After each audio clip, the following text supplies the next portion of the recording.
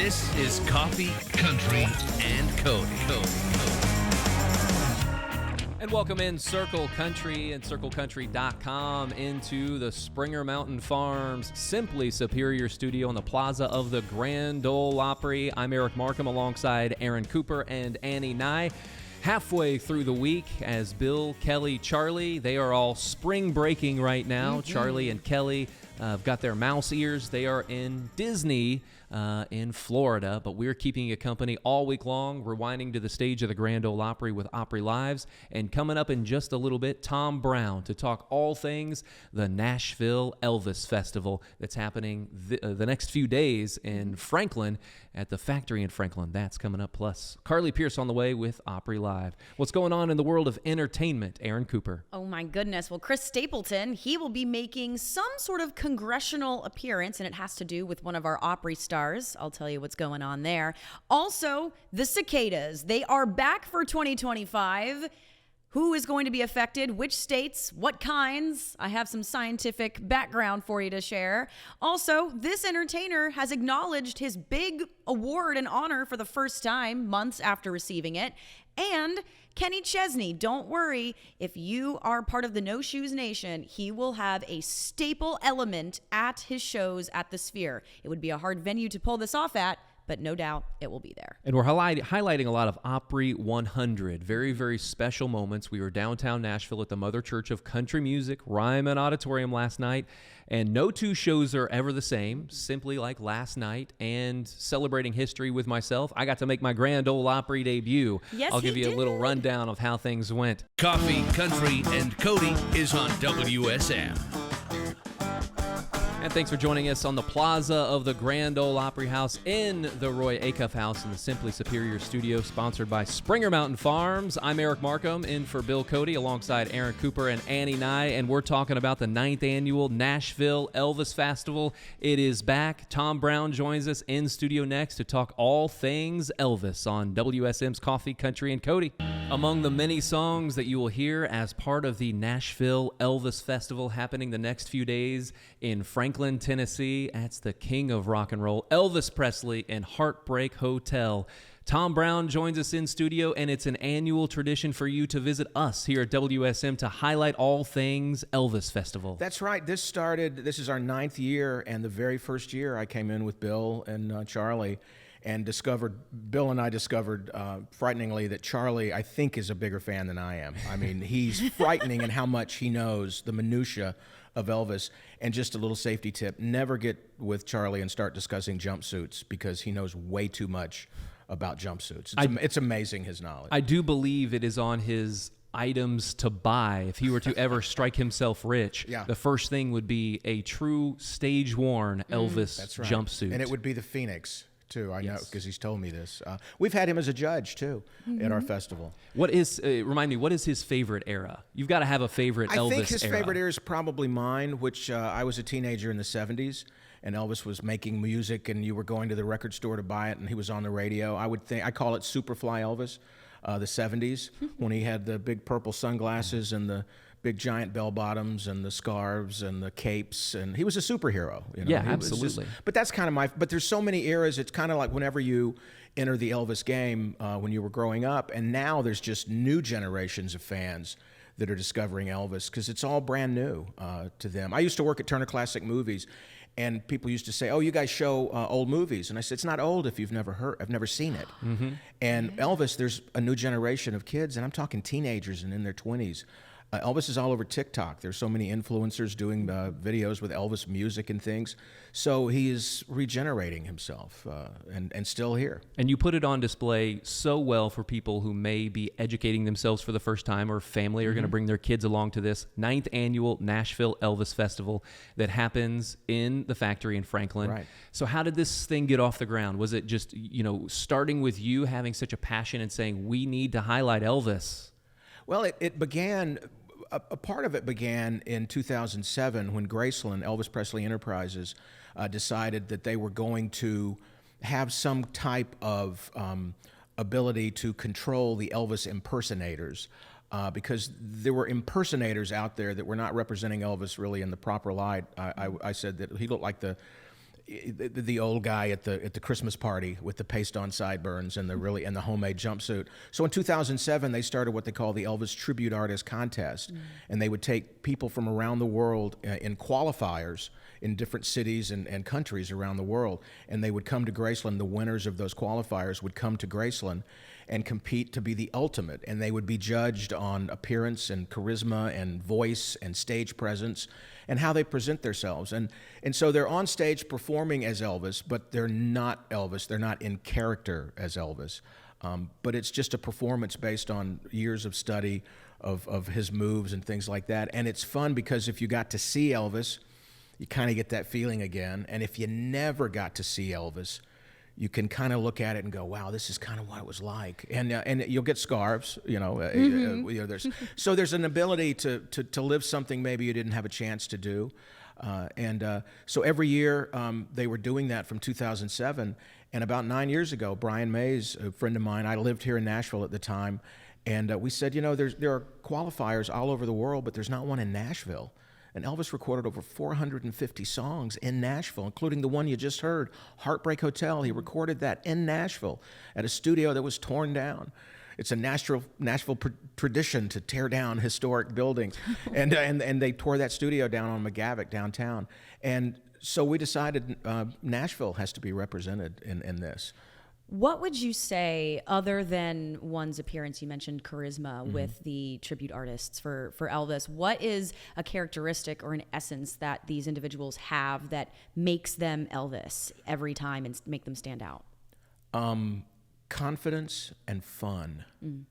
Elvis had fun on stage. He was nervous before he walked on stage, but when he got on stage, I've been hosting events at Graceland for 25 years now, and I've talked to all of his band members and all of the gospel quartets that sang with him, and they all said, we knew what the first song was going to be.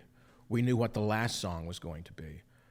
Otherwise, there's no telling what Elvis would do. He was having fun on stage, interplay with the audience, and it was that connection with the fans, I think, that really comes out on the records. And Baz Luhrmann, who directed the movie a couple of years ago with Austin Butler, has been in his studio working with some outtakes from some Elvis concert movies. So we're going to see some new material on Elvis on stage because Baz couldn't let Elvis go. He wanted to do something else.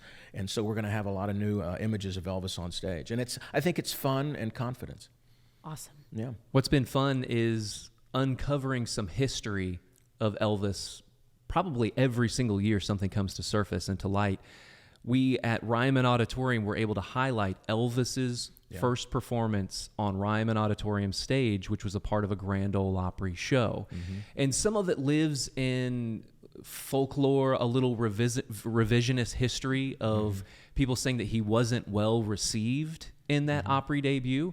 And then there's audio clips from Sam Phillips and some other management who would have been there for the show that day and sort of buck that story in saying it was still the introduction of Elvis to the world. While the Grand Ole Opry at Ryman Auditorium was already such this major thing and coveted performance location inside the Mother Church of Country Music, Elvis had only had one song out at that point. So they didn't have a lot of room to hate him, Yeah. I mean, think about this. He recorded That's All Right Mama on July 5th, 1954. And within, I think, 6 or 7 months, he was on the Grand Ole Opry. He was touring doing That's All Right Mama, Blue Moon of Kentucky, which was a Bill Monroe song that he kind of Elvisized. He didn't really have a whole lot of songs to be on stage with. And I'm with you. There's always legends that happen, and there's a line in an old movie, when the lie becomes a fact, print the lie. And so it's one of those kind of things that you find something new every day about Elvis, a new piece of history to put the story together. I've been told that when Bill Monroe first heard his Elvis version of Blue Moon of Kentucky, he didn't necessarily love it until he got that first paycheck. Yeah. That royalty paycheck. Yeah. And he was like, yeah, boy, he's doing great things. Yeah, I've got some more songs if you'd like to record those. Exactly, as many as you need. Larry Gatlin talks about, he had 2 songs recorded by Elvis, and he says he has a part of his house he calls the Elvis wing because that paid for, the Elvis songs paid for that, you know. So how do people get involved? How do people buy tickets? How do they learn more about the 9th annual Nashville Elvis Festival? We've got headliners. We've got a competition happening. We've got 22 guys from all over the world, from Norway and England and all across the United States. We've got about 10 headliners, 10 shows starting tomorrow night. And go to NashvilleElvisFestival.com. We're just south of Nashville and Franklin at the Franklin Theater. I'm sorry, at the factory at Franklin. We were at the Franklin Theater for the first few years and outgrew it. And we're at Liberty Hall now at the factory. It's just a lot of fun. We always say that you come in maybe not knowing anyone and you leave. That's just everyone's there for the same reason. They love Elvis, and we're excited to kind of see some new faces and some returning people, and it's just a lot of fun. NashvilleElvisFestival.com, and we start on tomorrow night. Yeah, it's a 4-day event, March 13th through the 16th, like you said, at the Liberty Hall at the factory in Franklin. You can buy tickets as well. You can see the performers, the schedule, more about the venue, how to travel in, and about the Nashville Elvis Festival. It's an annual tradition, and I got to say, thanks for coming back every year to join us. This your first year inside our new studio in our new home. Oh, I'm so amazed. This is very historic, very glad. I do morning radio in Tupelo, and my studio is nothing like this. This is gorgeous, and congratulations to you guys. Thank you. It is on display for those listening and watching on CircleCountry.com and listening around the world on 650 AM WSM terrestrially, as well as our mobile app. If you come do an Opry backstage tour, you get access in the front door, and you get to see our exhibit where we have some incredible artifacts, including what you're standing on right now is the stage that would have been on Ryman Auditorium the moment that Elvis walked out and did his debut between 1950 and roughly 2012. That is the wood, the same wood the center circle of the Grand Ole Opry stage is cut out of. You were saving that for me, weren't you? Saving it till the end. Yes. It's just going to freak me out. You knew I would be too nervous if I was on sacred ground right here. Wow. Tom Brown highlighting the Nashville Elvis Festival. It is the 9th annual tradition, and we'll close with a little Elvis Presley in Charlie Matos fashion, singing Burnin' Love. That's right. That's right.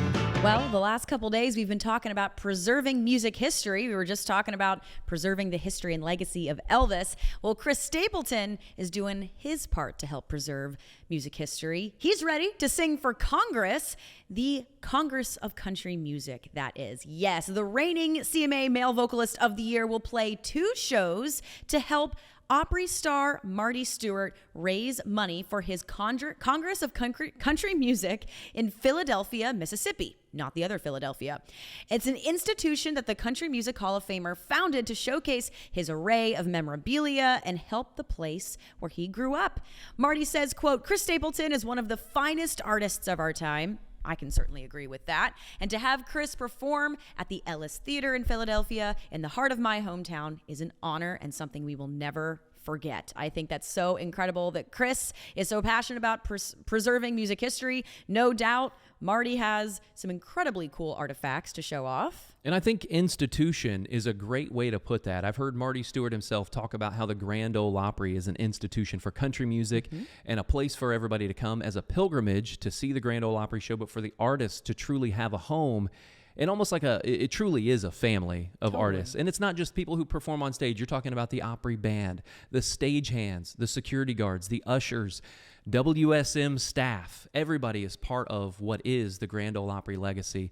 And to take something like that, which I know that Marty Stewart is an avid collector of all things country music, whether it's artifacts, things that he's seen on the road, instruments that he's acquired over the years, his, I'm sure, collection of attire is just phenomenal, and artwork as well. Marty, not just an artist in musical form, but a great photographer as well. I'm sure that there's moments over the years that he's been able to capture behind the lens himself as a videographer or photographer.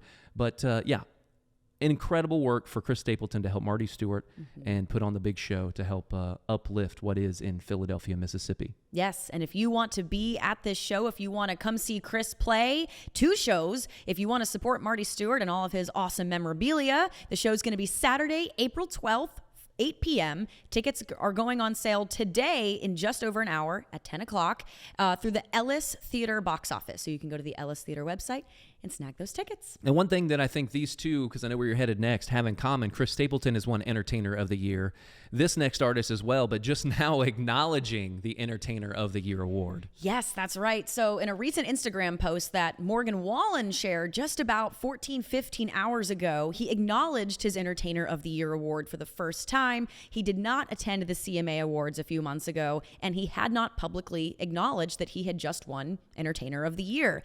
Now, this was in a carousel Instagram post. He posted several photos at once.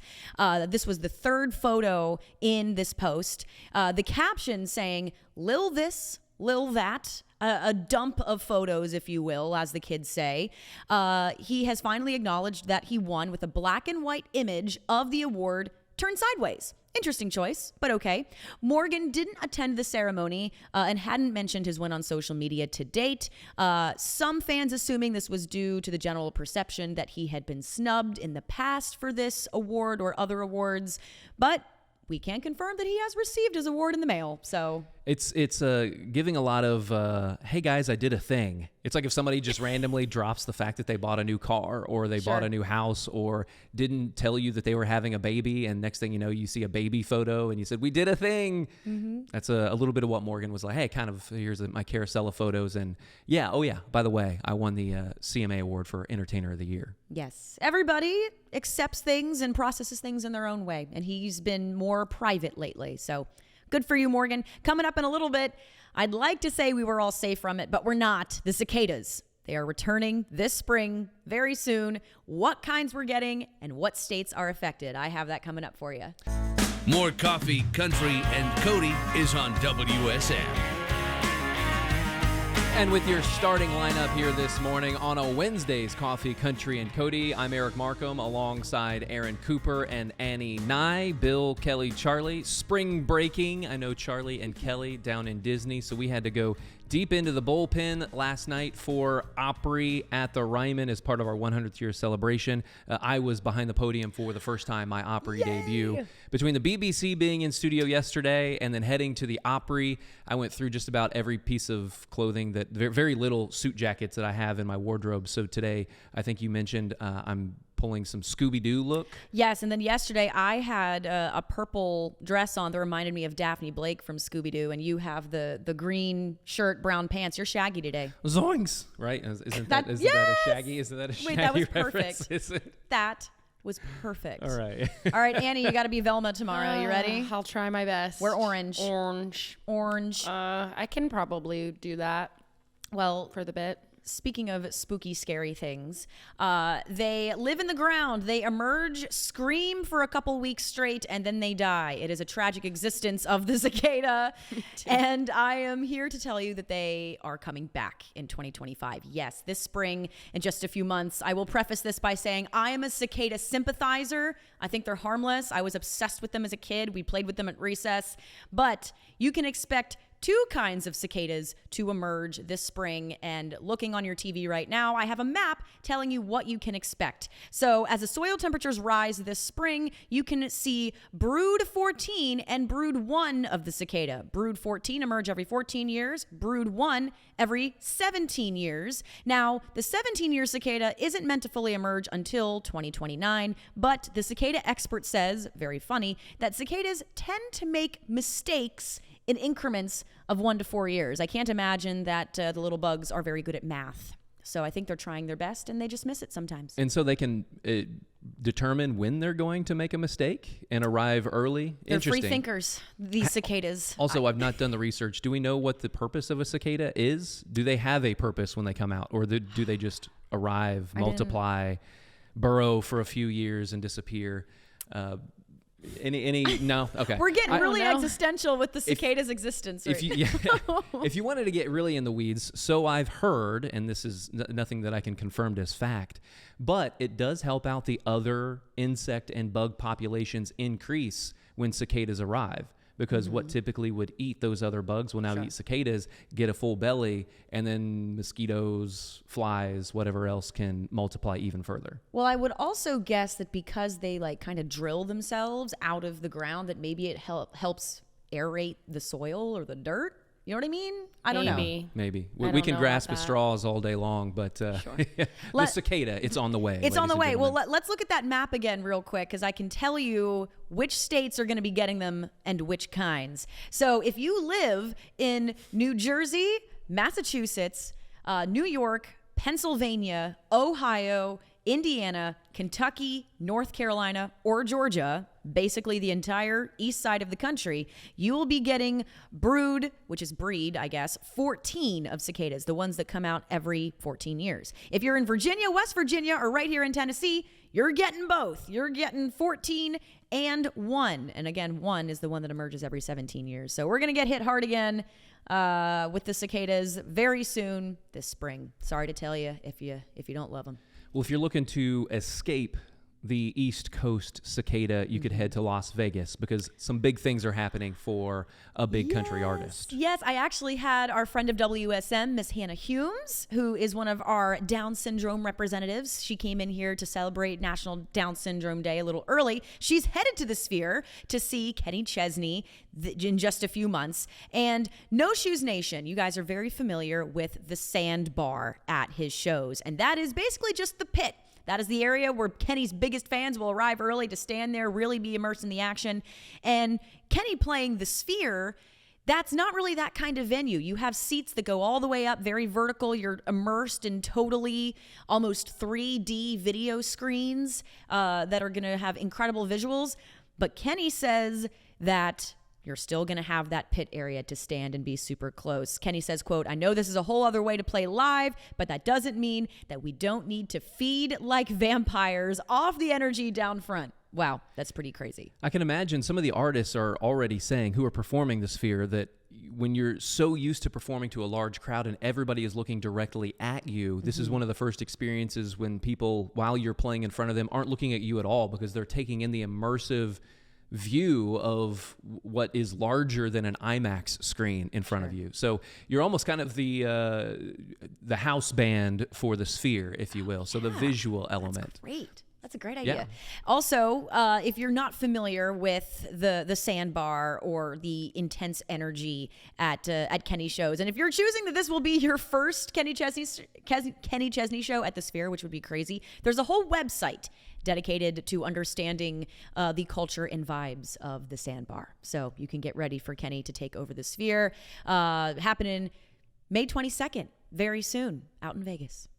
And now to GQ, because this fella is, Oh, man. you know, if you make it to GQ, you've made it, right? I feel like the cover of the Rolling Stone for one as a musician and GQ for looks, right? Yes. All right. If you're familiar, Warren Zeiders hit the scene not too long ago, and he is a lifelong athlete. He has a long flowing mane, very, very beautiful man, and he works very hard at maintaining his appearance. He recently made it to GQ magazine, and the name of his article, The Real Life Diet of Warren Zeiders. Who wants you to find your inner monster? What a title. What a title. Now, he has been a lifelong athlete. He played lacrosse for 12 years before he got injured, even played it in college. There he is with his lacrosse stick. And he then decided to pursue country music when he couldn't play lacrosse anymore. And he says that he's still very strict about his diet. It does come down to eating healthy, what I'm doing in the gym, that stuff. I've always loved working out just from doing it for so long and it being drilled into me from a young age. So I guess if you play lacrosse for 12 years, you might end up on GQ. You might need to play 12 years to look like Warren Zeiders. Geez, I don't know that your traditional person could pick up a lacrosse, what are those called, sticks? Yep, lacrosse and look stick. quite like that. Yeah, very good for Warren Zeiders. This is Coffee, Country, and Cody. Eric Markham, Aaron Cooper, Annie Nye, and for Bill, Kelly, Charlie, who are spring breaking. More Coffee, Country, and Cody is on WSM. Okay, so we've been talking about, just before the break, we could be probably playing the Ghostbusters theme right about now.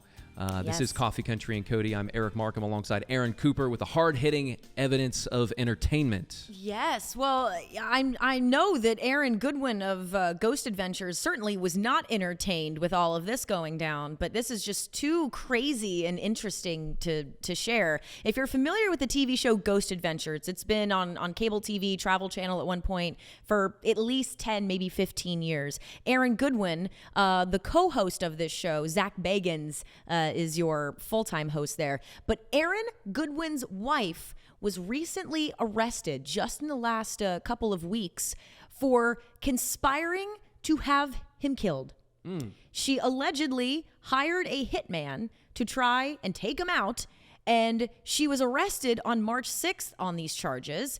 But the interesting thing, if that wasn't interesting enough, is just a few days before this all went down, she posted a photo on Instagram, I'm looking at it, of her snuggling up to him, her kissing him on the cheek, and he's smiling. And it's just, of all the TV shows and of all the reality stars that I've grown up watching, I would not expect someone to want to take out Aaron Goodwin, because he's sort of just like the lovable lunk of the show that everyone loves. Not to mention, he's in touch with the afterlife. He's going to come back and haunt you. Yes. Also, what if then Zach Bagans went ghost hunting and like encountered the ghost of Aaron on the show, like his co-host, if he had died? That would have been. That's dark. That's very dark. It's very dark. Yes. And now, have they ever used a Ouija board on this show? I've maybe seen one episode, and I'll tell you why here in just a minute. I don't know. I wouldn't, knowing how kooky the host is, Zach Bagans, I wouldn't be surprised if they had.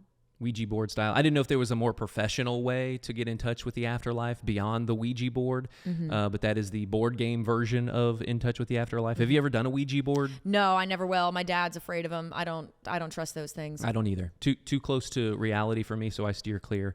But Zach, and I believe his crew, I believe, because it was a ghost hunters crew that came to my hometown of Newcastle, Indiana, and they put one of these, what would be considered sort of in a vacant house on display that I didn't really know the history of, but I'd driven by my entire life.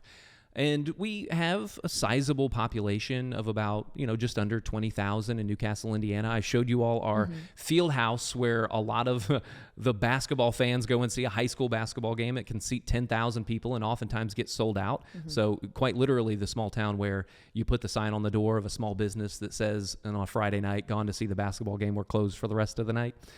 So he goes to this house that's just on the edge of town, and I would say it would be part of the city district. It's just on Spiceland Pike. And the start of it goes, we're in the middle of nowhere, Indiana. And everybody in Newcastle was like, really? We're in the nowhere part of Indiana. But yes, he and his crew, I do believe it was him. It was a Ghostbusters is what I'll call them, visited Newcastle, Indiana. Well, this was just simply a crazy story. I hope Aaron Goodwin is safe and feeling okay. Again, this is all alleged at this point, so we'll see how that develops. Now, I wonder if you can go ahead and manifest your own ghost, or if you can manifest ghosts to some. If there's anybody that can do it, it's him. Yes, exactly.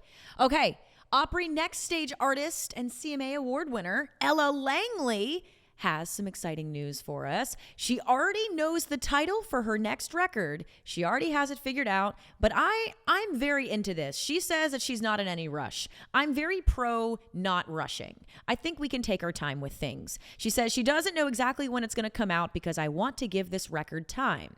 And I'm also very picky when it comes to recording, and I just want to give the next record all the love it deserves. I know there's such a huge push in the music industry to like crank out the next thing and ride that high and, do that as long as you can. But Ella, I'm proud of you for deciding that you simply do not care if it's sooner or later. I think that's great. You're right. Coming off the smash hit with Riley Green, You Look Like You Love Me, you would want to follow that up immediately with the next number one, Taking the Time to Breathe. First of all, it sounds like somebody's giving her the creative freedom to do that, whether it's her label or she's able to do it herself. But yeah, fantastic to, one, just kind of soak in where you're at now and take the time on the next thing. So good for you, Ella Langley. This is Coffee, Country, and Cody. On the plaza of the Grand Ole Opry House inside the Simply Superior Studio in the Springer Mountain Farms Acuff House, Coffee, Country, and Cody. You're joined by Eric Markham, Aaron Cooper, Annie Nye, as we've been calling ourselves this week, the starting lineup, and we've made it halfway through the week so far. Wow. And tomorrow, incredible artist Sasha going to be on a part of our Assembly Food Hall stage in studio.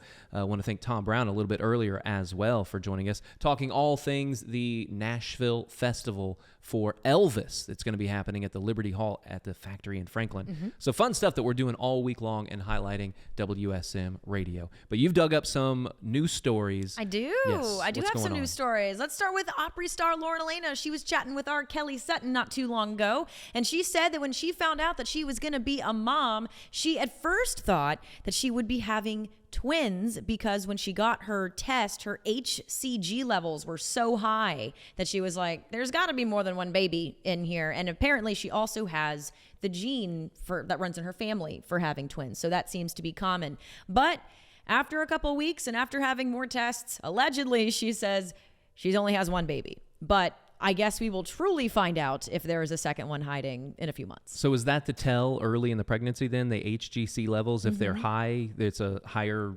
Likelihood that there will be twins. Wow. Yeah. Okay. Yeah, that's terrifying. Can you imagine just being like, oh, well, I thought I would have twins, but no, there's only one, and then actually having twins and sort Yes. of just Or punking yourself? Even the other way around, back before you could take those levels or do the ultrasound, you just ended up, you didn't know if you're getting a boy or a girl, and next thing you know, you've got both, or you've got two of each. It's wild. My grandparents, they had two children, including my mother, and then they wanted a third, ended up having twins. So they ended up with four Bonus. children, expecting three. And it was that time, that era in the late 50s, early 60s, where you didn't know that was going to happen. You just Bonus showed up kid. and you get that bonus kid. Exactly. Oh my goodness. All right. Well, also that just came down the pipeline here. Jelly Roll, Chris Stapleton, and Brothers Osborne are all ready to get a little crazy during March Madness. All right. The superstars are all going to be a part of the 2025 NCAA March Madness Music Festival in San Antonio. Pitbull, who is a rapper and pop artist, he's going to get things started on Friday, April 4th at Tower Park. And Jelly Roll will be taking the stage on Saturday, April 5th. Then on Sunday, Chris Stapleton, who we were talking a little bit about earlier today, is headlining a show that includes Brothers Osborne, as well as pop sensation Benson Boone. He's also been in the headlines recently. He's the guy, if you've seen him on any of the award shows, who wears the jumpsuits and does the backflip off the piano. No, I've not seen that. He's very acrobatic. Benson Boone also at his live shows, if he is at a show with balconies, if he's able to climb the side of the stage to get to one of like the balcony areas, he will Spider-Man climb up and then backflip as well. That's going to end poorly. Yes, I think he must have some pretty great insurance if his team is letting him do that repeatedly. Or the likelihood of uninsured. And then you will find out that you're going to pay the price. Like every driver in Nashville, uninsured. Yeah. So yes, Chris Stapleton, Jelly Roll, Brothers Osborne playing the March Madness Music Festival in Texas next month. Funny, the March Madness Music Festival is in April. But you can find out more about that free festival that kicks off men's Final Four festivities and how to stream it at ncaa.com. March Madness really takes off and is considered the madness because you have, in some cases, like 32 games in Insane. a day. And that does happen within the March timeline, but then it culminates into the championship. So you get into like your Final Four and your final game where you have more spread out opportunities. So like a week break that does spill over into April. But in March, you finalize your conference tournaments. Right now in Nashville, we're in the middle of the SEC, which is downtown Nashville. They've taken over everything. It all gets kicked off a little bit later today in downtown Nashville, just after noontime, but then continues on for a few days into your quarterfinals, your semifinals, and then your finals. So it's basically 4 days of basketball in downtown Nashville, and people are fighting for their lives for for a spot. These teams are fighting for possibly what will be entering them into the NCAA big tournament bracket. So that's where the madness comes into play. Yes, and this week we're rooting for the Crimson Tide. They are doing so well in basketball. Comparing to other football teams, I know that we still had a relatively good football season. Worst football season I've seen for Alabama in probably about 15 years. But now we're a basketball school, Eric. It's so fascinating. It's fine. It's fascinating for me coming from Indiana, being such a basketball-focused state. I went to Purdue, and everybody focuses on the IU versus Purdue rivalry. You come here to the South, everybody's focused on football. You have, of course, the Auburn-Alabama matchups. You have Georgia. Everybody's battling each other. Sure. I don't know that Tennessee looks at Vanderbilt like a rivalry, but certainly Vanderbilt can look at Tennessee like the rivalry. Yes. And, pull in those upsets that's happened so far this year, both, I think, in basketball and football. So it is spilling over and carrying over. Absolutely love just the sports scene that is the South, right? Everybody just accepts it. It's great. Should we run through our Opry Country Classics lineup for tomorrow night real quick Go before for we it. go? Yeah. Okay, as always, the Gatlin Brothers for Opry Country Classics tomorrow night, Thursday at the Grand Ole Opry. Also joining us, Opry member Crystal Gale. And we'll also get to see the Swan Brothers. Jamie O'Neill is back, and so is Jake Worthington. And as we always like to say, and maybe more, because you never know who shows up. People just like to surprise the crowd at the Grand Ole Opry. So we'll and then see. we take a break Friday. No Friday night Opry here at the Grand Ole Opry House, but back in action Saturday with Bill Anderson, Mandy Barnett, Wyatt Ellis, Niall McCabe, who will be joining us in studio leading into that weekend celebration. The Nashville Irish Step Dancers. You want to talk about possibly a rivalry on the stage of the Grand Ole Opry. One may be stage left, the other stage right, and a dance-off may break out on the stage of the Grand Ole Opry. You never know. Lily Rose, Don Schlitz, Connor Smith, and Connie Smith. Wow. All a part of the Saturday night Grand Ole Opry. For Thursday, Coffee, Country, and Cody, Eric Markham, Aaron Cooper, Annie Nye, thanks so much for joining us. We'll see you tomorrow.